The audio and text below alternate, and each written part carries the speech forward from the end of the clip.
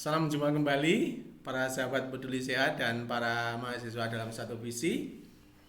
Senang berjumpa dengan Anda. Saya berharap pada kesempatan ini Anda selalu dalam lindungan Tuhan, sehat dan sejahtera.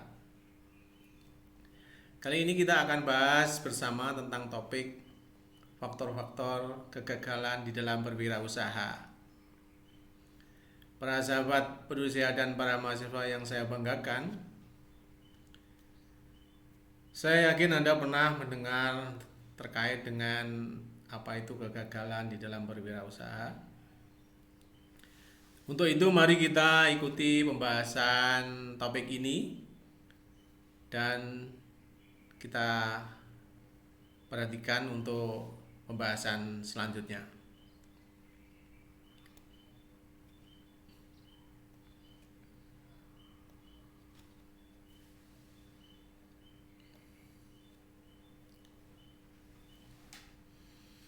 Faktor-faktor yang mempengaruhi kegagalan di dalam berwirausaha.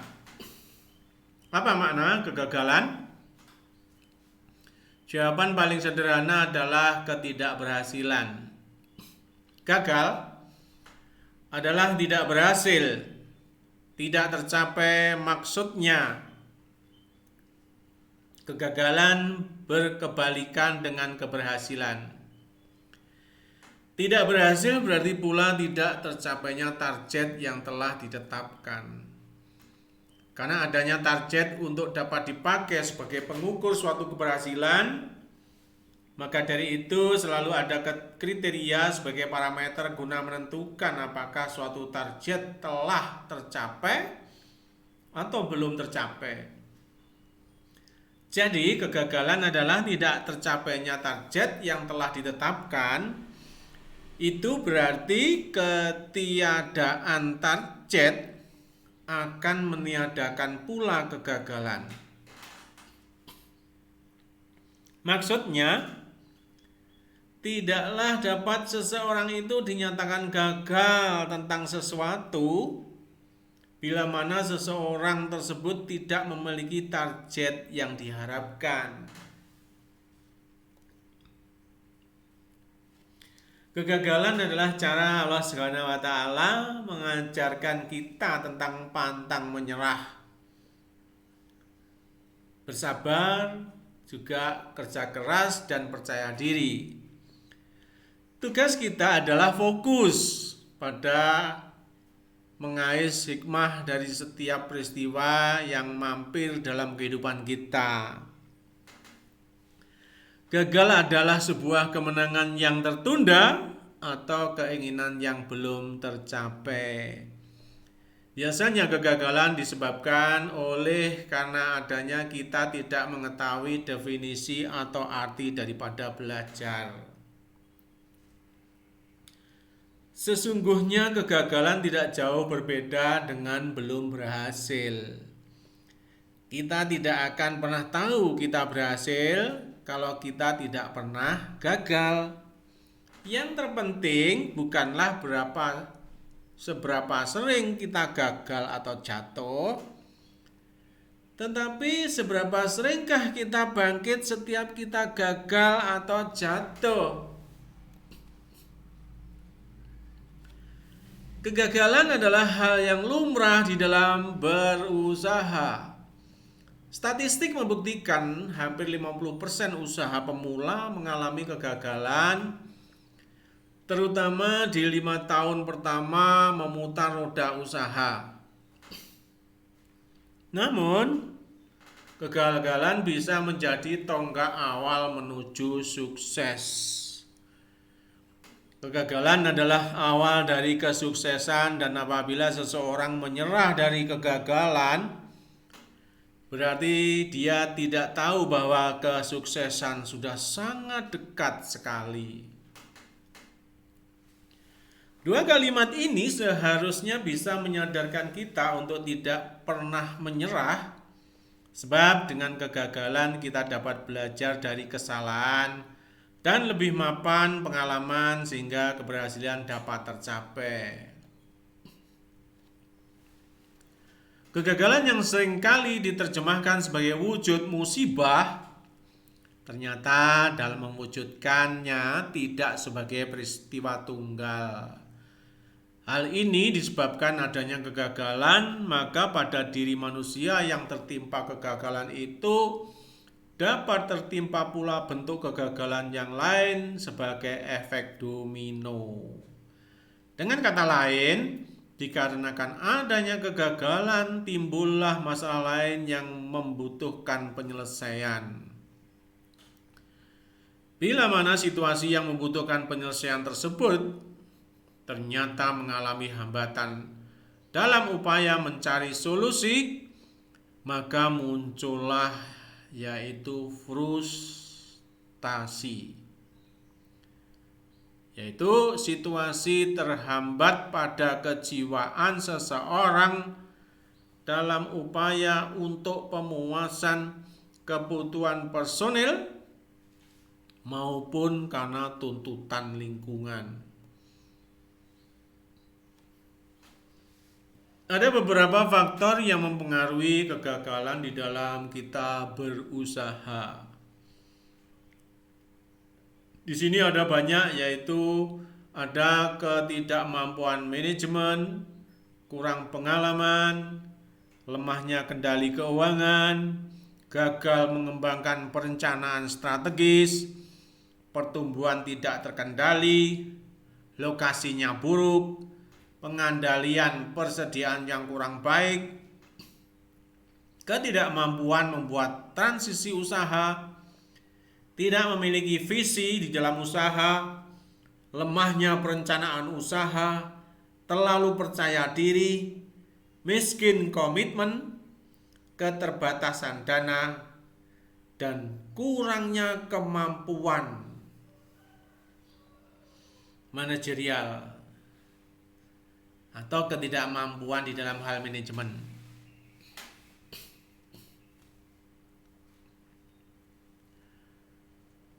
Ketidakmampuan di dalam manajemen dalam bisnis, kurangnya pengalaman manajemen adalah atau lemahnya kemampuan pengambilan keputusan, itu merupakan masalah utama dari kegagalan usaha. Dalam tanda petik, kurangnya pengalaman dalam manajemen ini merupakan masalah utama dari kegagalan usaha. Pemilik usaha kurang memiliki kemampuan kepemimpinan dan pengetahuan yang diperlukan agar bisnis bisa berjalan. Kemudian berikutnya adalah kurang pengalaman. Idealnya calon wirausahawan harus memiliki keterampilan teknis yang memadai atau pengalaman kerja mengenai konsep pengoperasian fisik bisnis dan kemampuan konsep yang mencukupi, juga kemampuan mengkoordinasi berbagai kegiatan bisnis, serta keterampilan untuk mengelola orang dalam organisasi serta memotivasi mereka untuk meningkatkan kinerjanya. Faktor berikutnya adalah lemahnya kendali keuangan. Kunci dari keberhasilan bisnis adalah adanya kendali keuangan yang baik. Sementara itu, perusahaan kecil seringkali melakukan dua kesalahan keuangan, yaitu kekurangan modal dan kelemahan dalam kebijakan kredit terhadap pelanggan. Jadi modal kita ini dihutang sama pelanggan. Faktor berikutnya adalah gagal mengembangkan perencanaan yang strategis. Tanpa memiliki suatu strategi yang didefinisikan dengan jelas, sebuah bisnis tidak memiliki dasar yang berkesinambungan untuk mencapai dan memelihara keunggulan bersaing di pasar. Kemudian berikutnya adalah faktor pertumbuhan yang tidak terkendali. Pertumbuhan merupakan sesuatu yang alamiah, sehat, dan didambakan oleh semua perusahaan.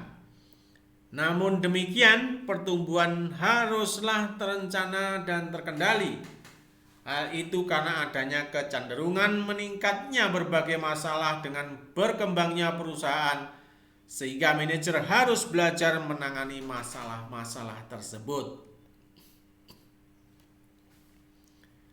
Faktor berikutnya adalah lokasi yang buruk. Pemilihan lokasi yang tepat harus dipilih berdasarkan penelitian, pengamatan, maupun perencanaan. Selain itu, perlu juga dipertimbangkan besarnya biaya sewa yang harus dibayar. Ada beberapa pemilik bisnis seringkali memilih lokasi hanya dikarenakan adanya tempat yang kosong.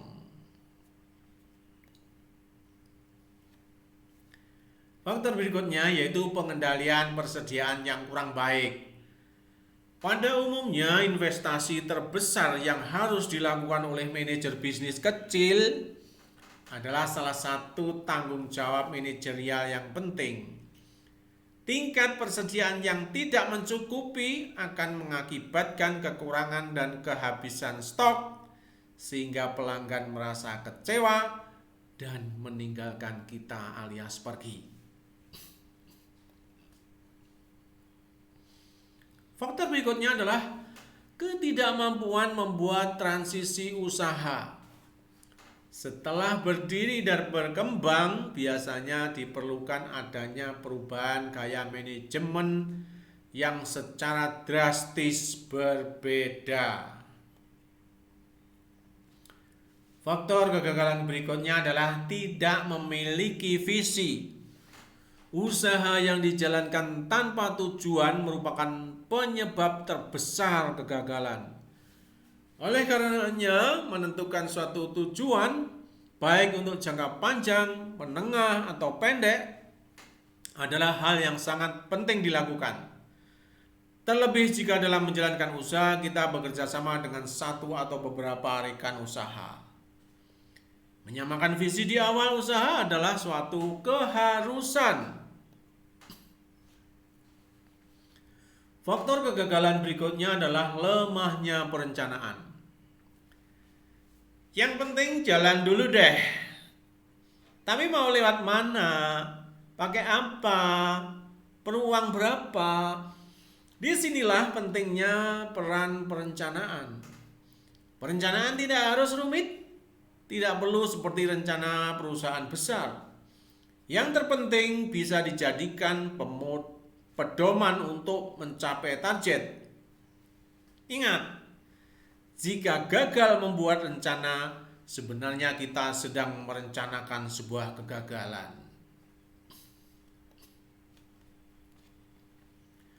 Faktor kegagalan berikutnya adalah terlalu percaya diri. Tidak semua ide besar akan booming di pasar.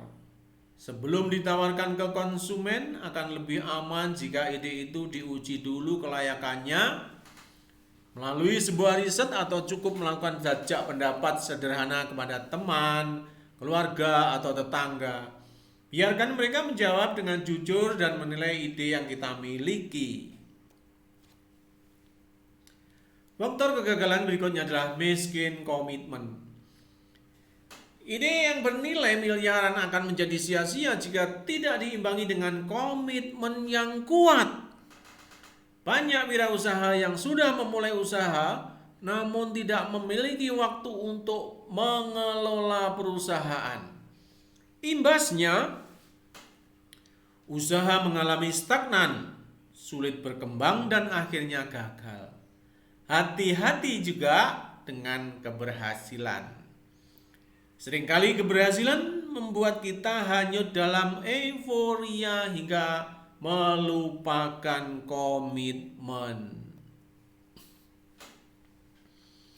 Faktor kegagalan berikutnya adalah keterbatasan dana.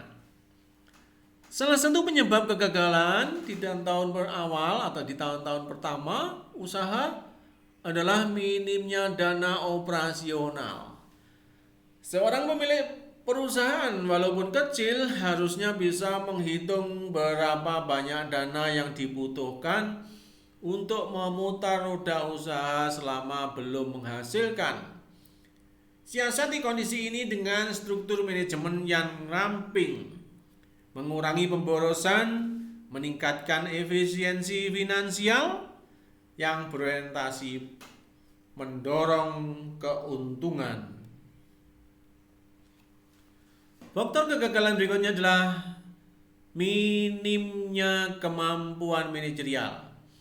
Banyak cerita kegagalan yang berakar dari minimnya pengalaman dan keterampilan manajerial, seperti tidak mampu membuat perencanaan, salah mengelola keuangan, kurang jeli melihat pergerakan pasar, atau gagal memotivasi karyawan. Untuk mengejar ketinggalan ini, tak ada salahnya mengais ilmu dari berbagai seminar dan pelatihan manajemen.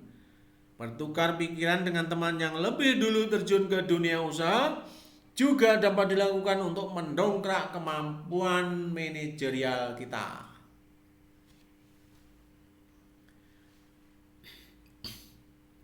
Kemudian menurut Ipan Prasnasakti, ada 7 hal penyebab kegagalan usaha bisnis secara umum. Yang pertama adalah kurangnya pemahaman usaha dan tempat usaha.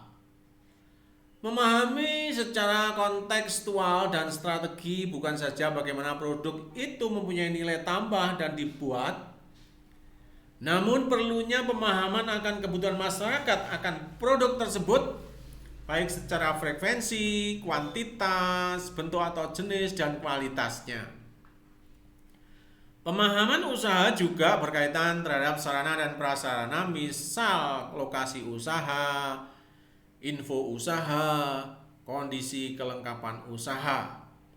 For example, seorang ibu yang pandai memasak belum tentu berhasil dalam usaha rumah makan. Mengapa? Karena bisnis tidak saja tentang pemahaman proses produksi saja.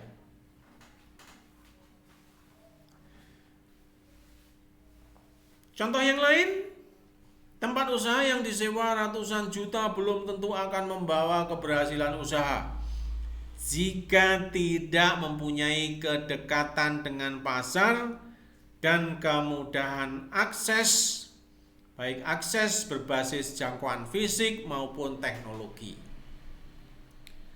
Kedekatan lokasi dengan sumber bahan baku atau sumber produksi juga menjadi bagian penting karena dapat mengefisiensikan biaya transportasi dan produksi.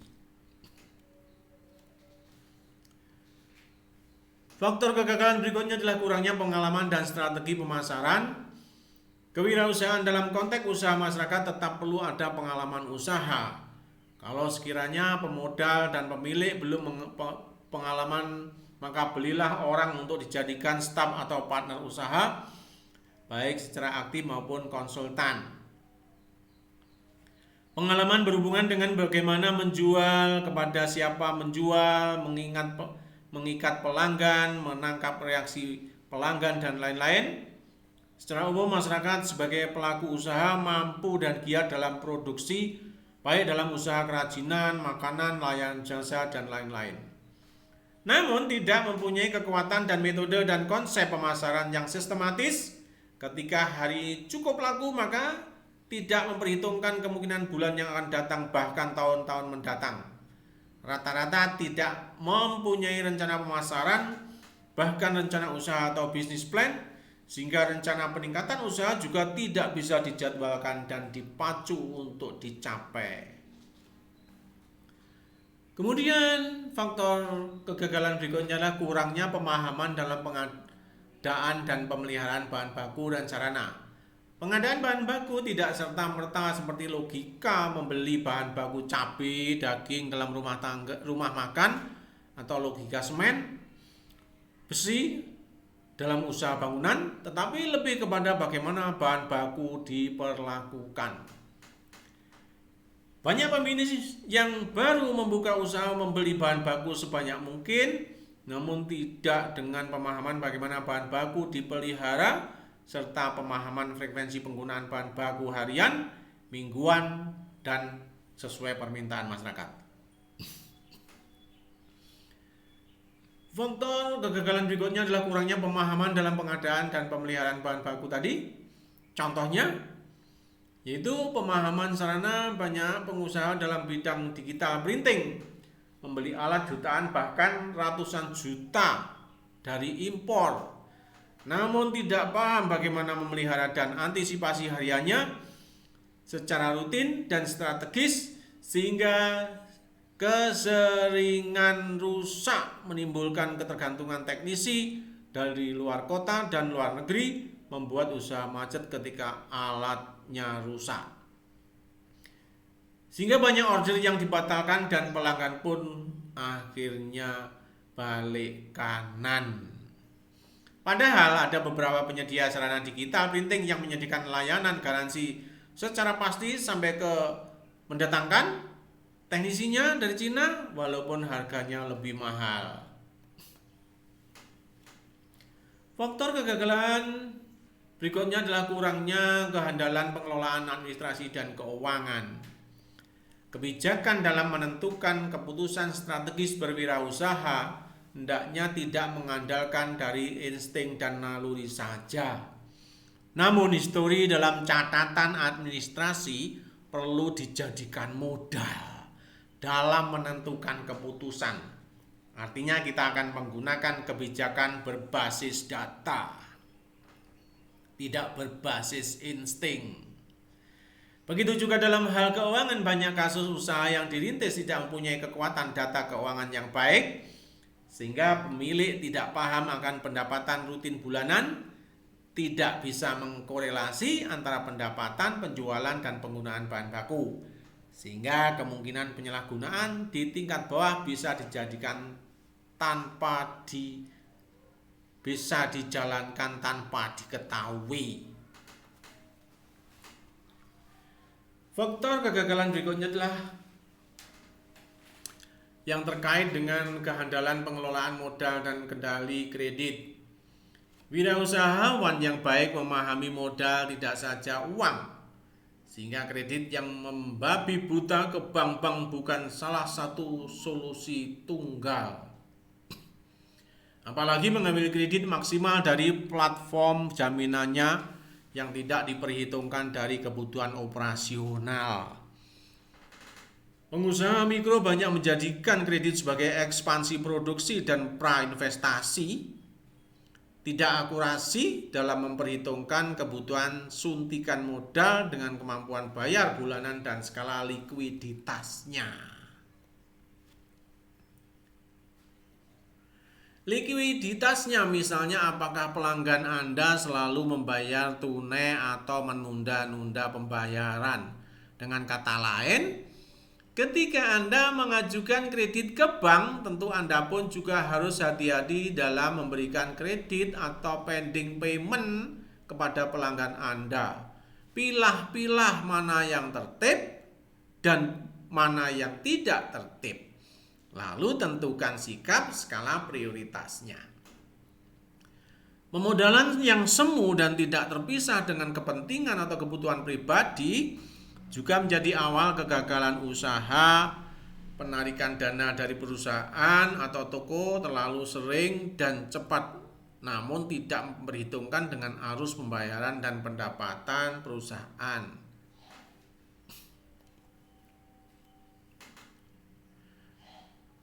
Faktor kegagalan berikutnya adalah kurangnya kehandalan SDM yang berwawasan wirausaha. Wirausahawan sejati tidak serta-merta tidak menjadikan seluruh keluarganya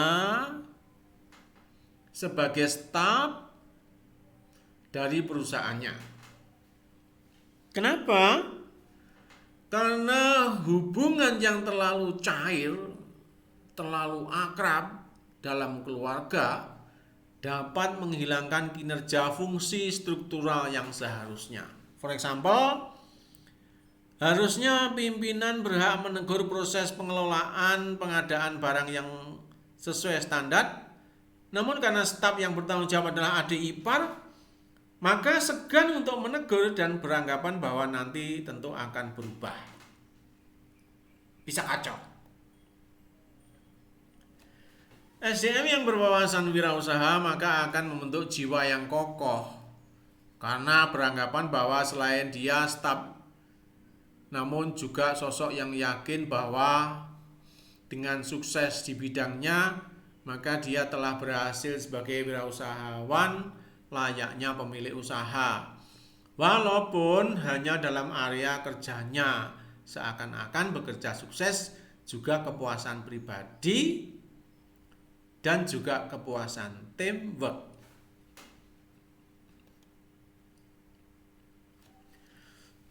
Sehingga staf mempunyai daya tahan terhadap masalah yang timbul karena beranggapan bahwa masalah adalah bagian dari proses wirausaha.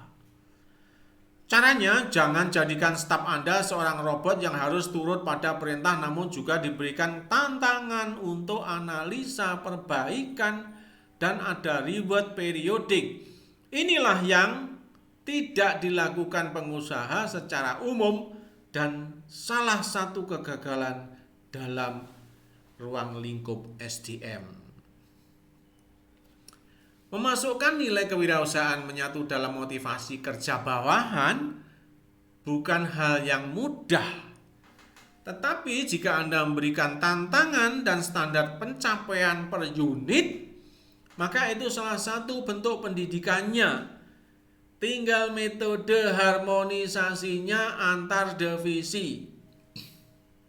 Kekurangan dalam menentukan kualifikasi staf dalam rekrutmen merupakan sebagian penyebab kegagalan dalam usaha peningkatan keberlangsungan usaha. Sehingga perencanaan usaha yang baik selalu menyiapkan kriteria SDM masing-masing divisi baru melakukan rekrutmen. Jangan sampai terbalik. Kalau terbalik bisa cokacok. Faktor kegagalan berikutnya adalah kekurangan pemahaman perubahan teknologi. Pemahaman teknologi bagi SDM tidak serta-merta harus berkaitan dengan komputer dan internet, namun juga berdasar kemudahan dari dampak teknologi yang ada. For example, yaitu mengulek sambal dari cobek beralih dengan blender, dari penghangat nasi dengan kompor beralih ke magic jar. Sekarang kalau dalam bidang cetak mencetak, yang dahulunya dengan desain mesin cetak warna yang mahal, sekarang cukup dengan yang portable dan print, namun tetap dengan kualitas yang handal. Kegagalan usaha pemahaman teknologi ini tidak semata karena pemahaman pembelian, namun juga pemeliharaan.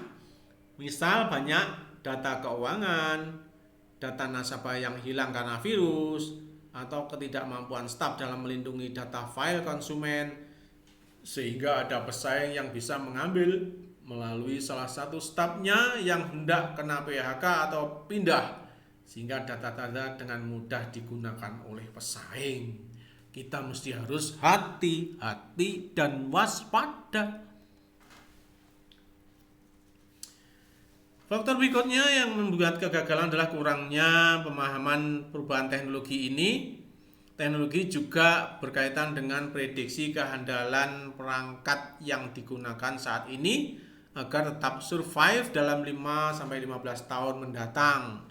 Serta hendaknya SDM harus mau belajar setiap saat untuk mengikuti perkembangan teknologi. Teknologi juga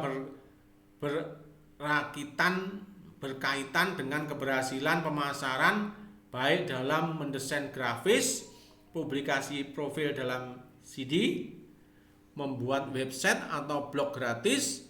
Jangan berpikir bahwa usaha kecil pun tidak perlu website, karena beberapa waktu lalu saya mendesain sistem sebuah web untuk promosi kecil usaha jahit baju. Saat ini order dari beberapa kota, hasil promosi di website sudah mulai berdatangan. Wah, gile. Hal yang harus diperhatikan untuk menghindari kegagalan dalam usaha, yang pertama adalah part time atau full time. Seseorang yang berbisnis secara paruh waktu dengan yang full time akan mempunyai peluang yang berbeda untuk memajukan bisnisnya. Orang yang berbisnis sebagai sampingan akan terpecah konsentrasi, waktu, tenaga, dan tugasnya. Berbeda dengan yang sudah menjalankan usaha secara full, dia bisa fokus penuh pada bisnis yang sedang dijalankan dan hasilnya pasti berbeda. Yang kedua adalah memperbesar skala usaha terlalu cepat. Memang bagus jika dilihat sebuah usaha berkembang dengan cepat, namun apakah sudah memiliki pondasi yang kuat?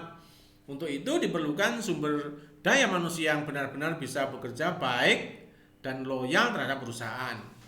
Setiap langkah yang dibuat perusahaan harusnya sesuai modal bisnis yang sudah matang terencana sebelumnya, yang tentunya akan lebih efektif dan terukur.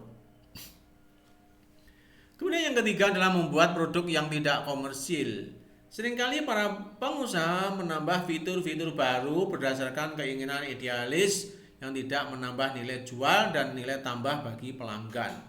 Seharusnya dalam mengembangkan produk, pengusaha harus berinovasi, bernilai komersil tinggi dan bisa memprediksi untuk penjualan di masa depan. Yang keempat, tidak handal. Tipe pengusaha yang tidak handal adalah seperti tidak mudah untuk merekrut tim bisnis, mengumpulkan dana, menjaring pelanggan, dan membangun kemitraan. Banyak pengusaha yang gagal dalam hal ini, bukannya harus perfect atau tanpa kesalahan, namun akan lebih baik jika ada sesuatu yang tidak bisa dilakukan pengusaha tersebut, lalu mencari solusi, bisa melalui pembicaraan dengan tim, bertanya dengan guru dalam bisnis atau rekan yang sekiranya dapat membantu memecahkan masalah tersebut. Yang kelima, pemilihan waktu yang kurang tepat untuk meluncurkan ke pasar. Hal ini adalah faktor yang paling krusial dari semua faktor karena berada di luar jangkauan kendali pengusaha.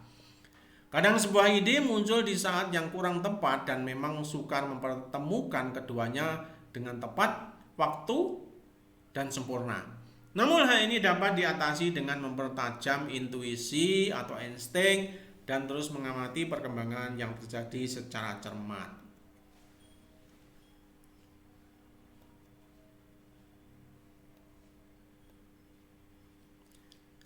Demikianlah para sahabat peduli sehat dan para mahasiswa dalam satu visi.